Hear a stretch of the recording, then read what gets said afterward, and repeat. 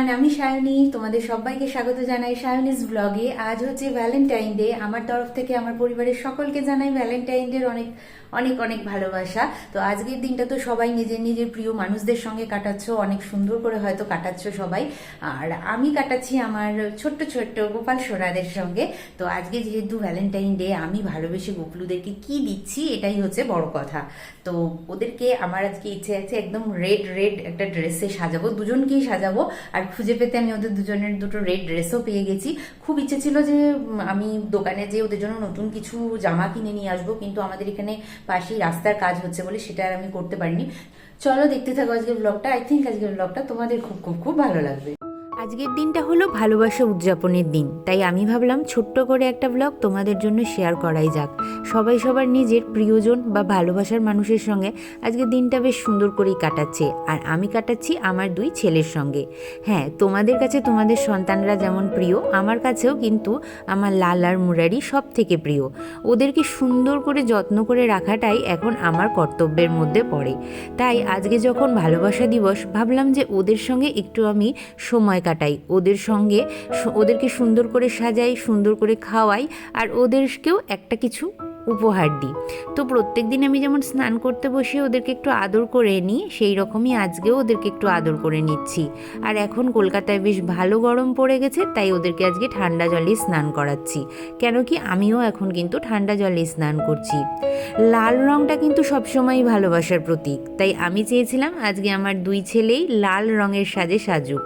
আজকের দিনটা যে শুধু কাপলদের, আমি এটা মনে করি না। আজকের দিনটা সমস্ত ভালোবাসার মানুষের সঙ্গেই কাটানো যায়, যেমন তোমার বাবা মা, ভাই বোন, কোনো কাছের বন্ধু, এমনকি তোমাদের যদি কোনো প্রিয় আরাধ্য থাকে, তোমরা তার সঙ্গেও আজকের দিনটা সুন্দর করে কাটাতে পারো। আর আমার কাছে তো আমার দুই গোপাল আমার নিজের সন্তান। যখন ওদেরকে নিয়েছিলাম, আমি আমার নিজের সন্তান জ্ঞানেই ওদেরকে নিয়েছিলাম, তাই ওদের সঙ্গে আজকের দিনটা কাটাবো, এটা তো খুবই স্বাভাবিক। ওদেরকে সুন্দর করে সাজিয়ে দিলাম লাল সাদার সাজে, আর কি সুন্দর লাগছে দেখো। এখানে মুরারিকে তো মনে হচ্ছে যে একদম সর্বাঙ্গ সুন্দর। এরপরে লালেরও সাজটা আমি সুন্দর করে সাজিয়েছিলাম। আর ভোগেও কিন্তু আজকে আমি লাল রঙেরই খাবার রেখেছি। কি বলো তো, তোমরা একটু গেস করো যে আজকে আমি লাল মুরারির খাবারে কি রেখেছি।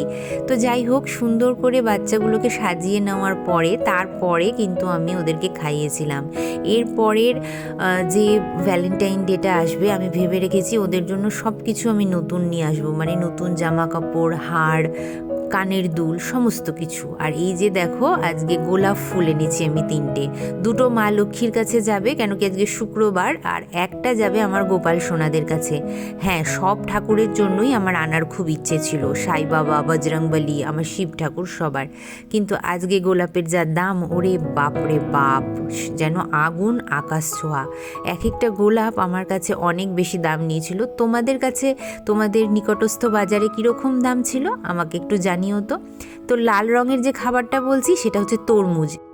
বছরের প্রথম তরমুজটা গোপালদেরকেই খাইয়ে আমি শুরু করলাম। তারপরে আর কি, প্রদীপ জেলে আরতি করে সুন্দর করে ওদেরকে এখানে বসিয়ে দিলাম। আজকের ব্লগটা অনেকটাই ছোট হলো বলে আমি জানি, কিন্তু আমি শুধু আমার গোপলুদের সঙ্গে কিভাবে দিনটা কাটালাম সেটাই তোমাদের সঙ্গে শেয়ার করলাম।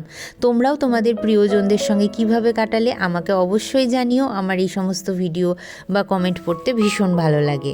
আর হ্যাঁ, ভিডিওটা ভালো লাগলে লাইক শেয়ার করতে ভুলো না, আর আমার চ্যানেলটাকে সাবস্ক্রাইব করতে ভুলো না।